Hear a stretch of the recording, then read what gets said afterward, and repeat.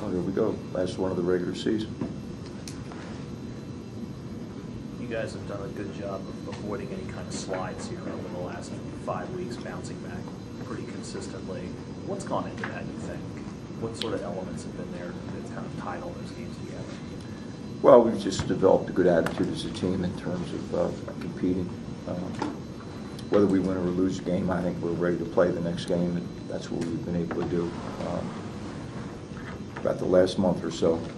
So I think that's important when you get into conference play, especially because a league like ours, you're going to lose some games unless you're, a great basketball team. And, the first place team this year has 3 losses, possibly 4, and that we've had 2 different teams ranked number 1 in the country this year, which is very unusual. So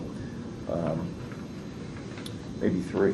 Yeah, 3. So it's a tough league. So you're going to, unless you're a top 10 team, you're going to lose some games, and I think we've hung in there pretty well, both after wins and losses. Was there a particular game where you could see that attitude is really being bought into, or was that just kind of a gradual thing? I think it's gradual. I can't remember if there was. This time of year, your whole focus is on the next game. So I know where we are now, and that's what counts. Dino just described this team as having more of a sense of urgency than last year's team. Have you noticed that, and why do you think that is? I just know this team this year. We come to play. If that's a sense of urgency, that's fine. But we don't have to do anything different from this game than we've been doing for the last few weeks. Gary, you've talked about it before, but do you still feel like if you go 500 in the ACC, you deserve a spot in the NCAA tournament? I think anybody that goes 500 deserves a spot.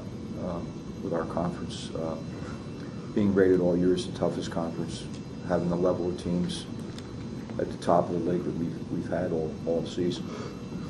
So, but that's still not a guarantee, because I feel that way. In other words, that's for other people to decide. And, it's a hard job now to decide who gets in the NCAA tournament. It really is. It's changed completely in 10 years in terms of the number of teams that probably deserve to be in, and to get it to 64 is a very difficult job. Okay. Greivis has a chance to lead you guys in points, rebounds, and assists. Are there any other players that you could compare him to, since you've been at Maryland, who have been as versatile as that, who also were close to even leading in all 3 of those categories? Walt Williams, without a doubt. He was a lot like Greivis in that he could play multiple positions.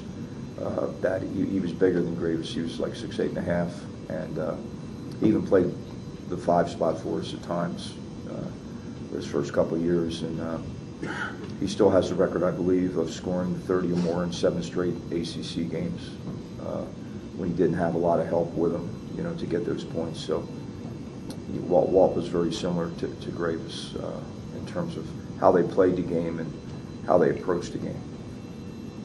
It seems like over the last month, Greivis is kind of taking charge of this team. And was there any turning point where he kind of said he was going to take a bigger role? Or no, things evolve on the team. I think Eric Hayes has quietly assumed a very big role in the team, along with Greivis, in terms of leadership and things like that, with the way he's handled coming off the bench and the way he's played coming off the bench. And Dave Neal, as a senior, had a tough job this year being the only senior. This is a young basketball team, and Dave has really helped us stay the course, over 29 games. So that all those guys have contributed. And and you look at Landon Milburn with his quiet contribution, Adrian Bowie, those 2 guys have different personalities maybe than those other guys, except for Eric. They're very similar to Eric in personality. And so everybody's contributed.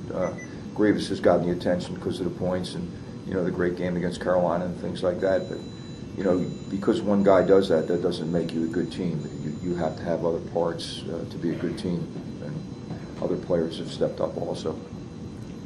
With with Bernie being out now for the rest of the season, it seems like that's an opportunity for Braxton. I mean, how's he looked really, you think, over the last week or so when he's played? Well, it's a great opportunity for Braxton. I mean, I thought he made some good plays against Wake Forest, and obviously he's going to get an opportunity now, and that's the key is, is take advantage of the opportunity. And this is a big stretch for Braxton with whatever we have left, because it's going to be very competitive next year for playing time inside, and we'll see how it goes. With Bernie, was that something where the foot was never fully 100%, or did something happen to re? I'm not a doctor. You always ask questions like that. I'm not a doctor. He's got 2 new breaks in his foot. I know that. So ask J.J. Bush. You're an investigative reporter. With Eric sliding back into that point guard, is that a mutual decision between you and him? No, just we do what's best for the team, and whatever the decisions are, I try to make them with the best interest of the team. In other words, I think Eric's comfortable playing point guard, which is important, but if he wasn't any good at it, he wouldn't be there. If it was hurting the team, but it really helps the team because it allows Vasquez to get different looks from different positions on the court, which is really a help. Coach, with the importance of the game down in Virginia, and it's always tough to play there, how do you keep the guys from getting too hyped up? Because this is the whole season comes down to one game a lot of times. No, it's not the whole season. We won 18 games. It's a game at the end of the year, which obviously if we win, it puts us in a good position. But at the same time, what we've done so far doesn't get tossed out because of the Virginia game. I'm proud of this team, what they've done, and hopefully we'll continue to play well.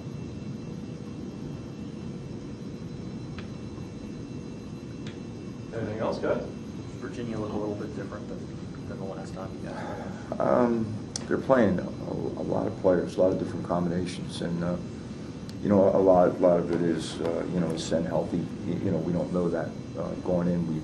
You practice like he'll be out there, but he didn't play. They say he's getting better. I don't know, so we'll have to see how that goes. And Jones has stepped up and played more of a role now since we played him last time. Gianni probably will start because it's senior night, and he's played well against us at times. So you don't know. What the only thing you do know is to get ready to play. In other words, we have to be ready to play. This is about us, being ready to play. And that's the most important thing. That you have to, adjust during the game anyway. So hopefully we'll be ready to go. Coach, over this whole past season, what changes exactly have you seen in Dave Neal that have just evolved him into such a leader and strong player on this team? Well, one thing that's really helped him is he's been able to play a whole season. He's been able to do that before, and Dave Neal, athletically now and physically is probably at the top of his game. He was never able to get there before because, when you're injured like that, you lose, conditioning, you lose a lot of things, and so now he's been able to do that for a year, injury-free, and I think you're starting to see what kind of player he is. You talk about the opportunities in this league with all the top 10 teams coming here and you get a chance to play. How great is it just in college basketball in the ACC, a chance to go to Virginia, last game of the year, and to accomplish a 500 record in a league like this? Well, it's good in terms of where people picked us at the start of the year. That part's good. We always want to win championships here. We're not going to be able to do that regular season this year, but at the same time, I'm proud of this team because of having to weather that storm early. In other words, when you're not supposed to be good, you go through that early where people are critical of the level of your team, at least where they think you're going to be.